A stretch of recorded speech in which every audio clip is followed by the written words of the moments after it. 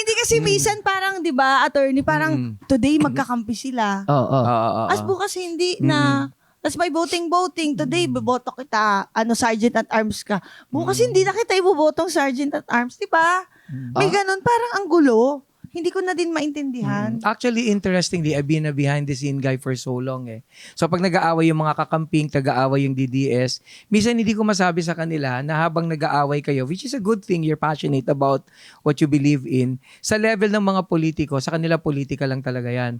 Alam mo ba, ang tagal kong behind-the-scene guy nga, nakaka-attend ako ng mga meetings, kung nagliligawan sila, kung sino yung mauupo, yung sino yung sasama sa slate nila, senatorial slate nila, pinag-uusapan nila kung ano yung mako-contribute mo, pinag-uusapan nila what's in it for the other person, pinag-uusapan nila kung sino na yung mga tatanggapin nilang donasyon, tatanggapin nilang pondo, and then you get to realize na sa level nila, sa kanila talaga, politika lang pala talaga yun. Kaya it doesn't really make sense na pag-awayan natin. Tsaka lalo na po ngayon, di ba, you talked about, may napanood ako about echo chamber. Oo. Di ba, Ano yung na echo chamber? parang, ano nga yun, attorney? Ano Yung ba yung parang, echo chamber? kung ano yung nakikita mo lagi. Dahil sa social Ano media, kasi because of social, di ba, sabi ko nga dahil sa social media, sabi ko nga, di ba, yung mga bobo, lumakas yung loob nila.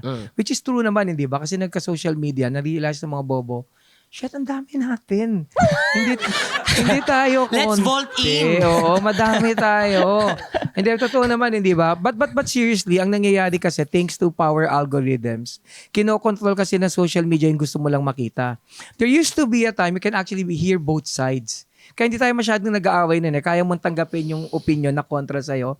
Ang problema lang, isipin mo, everyday, titingnan ka sa newsfeed mo. So kung DDS ka, lahat ng mababasa mo rin, puro kabobohan. Joke yun ha.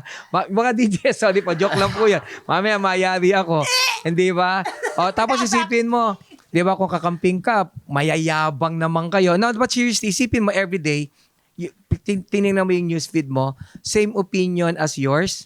So, ang nangyayari nun, kahit kasinungalingan nyo, nagiging totoo. That explains why in this impeachment proceeding, lahat ng DDS, pag may nakita silang ebidensya, automatic ang tingin nila fabricated. Pero pagkakamping ka naman, automatic, tingin mo totoo, kahit naman hindi admissible as evidence. That's because of the formation of echo chambers made possible by social media. Kasi everyone has a voice now eh. Eh, ang problema sa algorithm, hindi naman niya inaalaw na makita mo lahat eh. Makikita niya lang yung gusto mong makita. Yung gusto mong marinig. So pag may narinig ka na hindi na kontra sa'yo, nai-stress ka. So that's where the anger is coming from.